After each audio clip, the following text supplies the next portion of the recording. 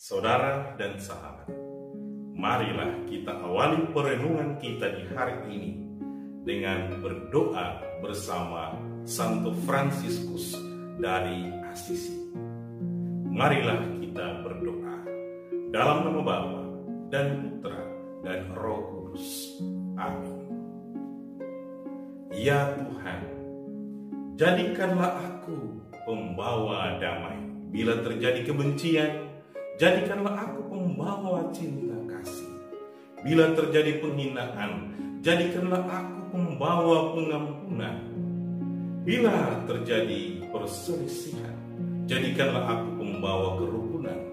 Bila terjadi kesesatan, jadikanlah aku pembawa kebenaran. Bila terjadi kebimbangan, jadikanlah aku pembawa kepastian. Bila terjadi keputusasaan, jadikanlah aku pembawa harapan. Bila terjadi kegelapan, jadikanlah aku pembawa terang. Bila terjadi kesedihan, jadikanlah aku pembawa sukacita.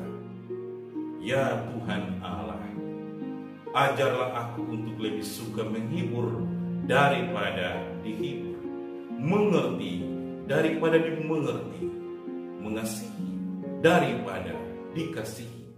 Sebab dengan memberi kami menerima, dengan mengampuni kami diampuni, dan dengan mati suci kami dilahirkan ke dalam hidup kekal.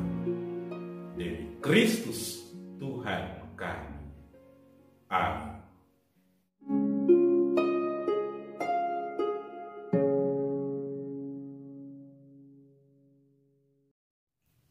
Saudara dan sahabat, Yesus berkeliling dari kota ke kota dan dari desa ke desa memberitakan Injil Kerajaan Allah. Ke-12 muridnya menyertai dia, dan juga beberapa wanita yang telah disembuhkannya dari roh-roh jahat serta berbagai macam penyakit selalu menyertai dia. Wanita-wanita itu melayani seluruh rombongan dengan harta kekayaan mereka. Mulieris Digitatem, surat apostolik Paus Yohanes Paulus II tentang martabat dan panggilan kaum wanita, pada nomor 30 tentang kesadaran akan sebuah tugas perutusan. Di sana Paus menulis, kekuatan moral dan spiritual dari seorang wanita berhubungan dengan kesadarannya bahwa Allah mempercayakan manusia padanya dalam suatu cara yang istimewa, bahkan dalam situasi-situasi diskriminasi. Seluruh keluarga, juga seluruh bangsa berutang budi kepada para wanita. Saudara dan sahabat, Kristus menjadi penggerak martabat sejati kaum wanita serta panggilan mereka yang sesuai dengan martabat mereka sebagai anak-anak Allah. Tetapi berbagai reaksi telah diberikan. Ada yang heran, terkejut, bahkan menganggapnya sebagai skandal.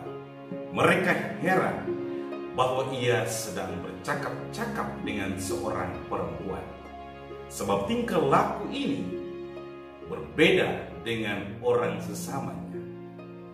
Jika orang ini benar-benar seorang nabi, seharusnya ia tahu siapa dan wanita macam apakah yang sedang menyentuhnya, sebab wanita itu adalah seorang yang berdosa. Saudara dan sahabat, banyak wanita disingkirkan, dianggap sampah masyarakat. Tetapi oleh Yesus mereka itu dirangkul, dibawa kembali kepada martabat mereka yang sesungguhnya. Mereka layaknya Hawa lama yang mati akibat dosa, dan kini hidup baru sebagai Hawa yang baru. Kitab suci mencatat beberapa nama. Maria yang disebut Magdalena, yang telah dibebaskan dari 7 setan. Yohana, istri Kusa, Bendahara Herodes, Susana, dan masih banyak lagi yang lain. Yesus tahu bahwa betapa luhur peran dan kedudukan wanita di tengah dunia dan dalam misteri karya keselamatan Allah. Mereka sungguh dihormati oleh Yesus.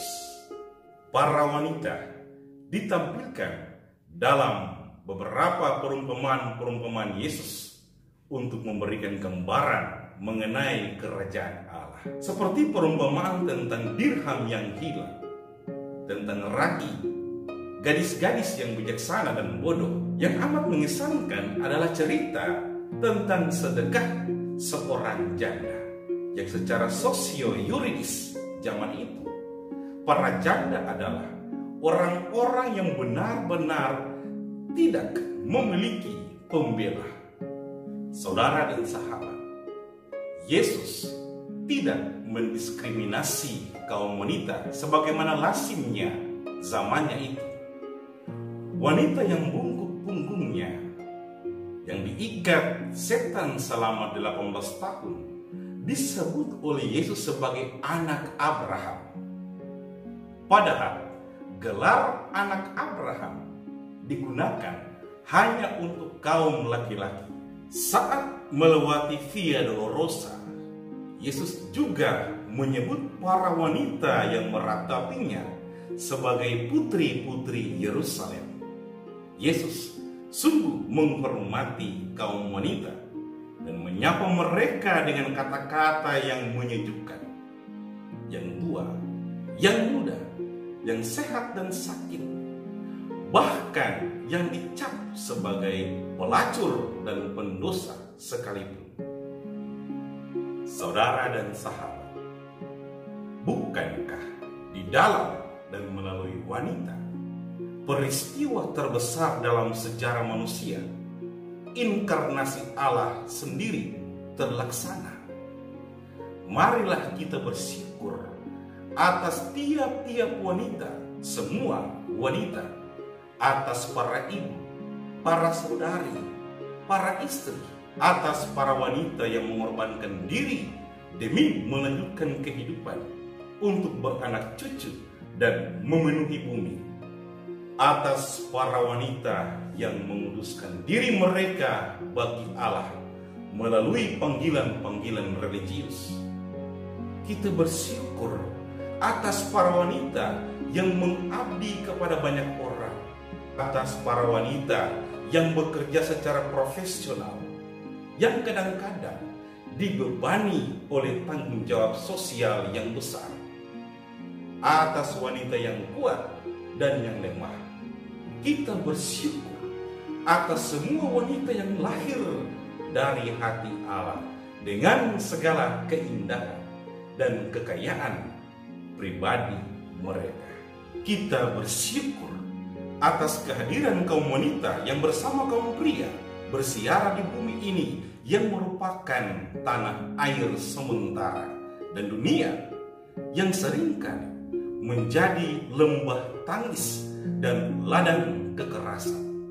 Saudara dan sahabat, seperti Yesus, kita menjaga, menghormati peran dan kedudukan para putri-putri Yerusalem itu, agar mereka menjadi kebaikan bagi semua umat Allah. Semoga berkat teladan para wanita yang dipuji dalam kitab suci, para wanita masa kini menyadari panggilan dan perutusan mereka di tengah dunia.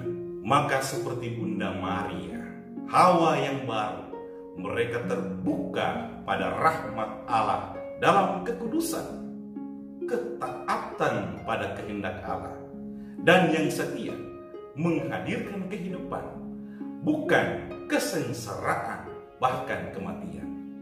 Rahmat Allah menolong kita semua. Salam kasih bagi dan bagi dunia. Deo gratias.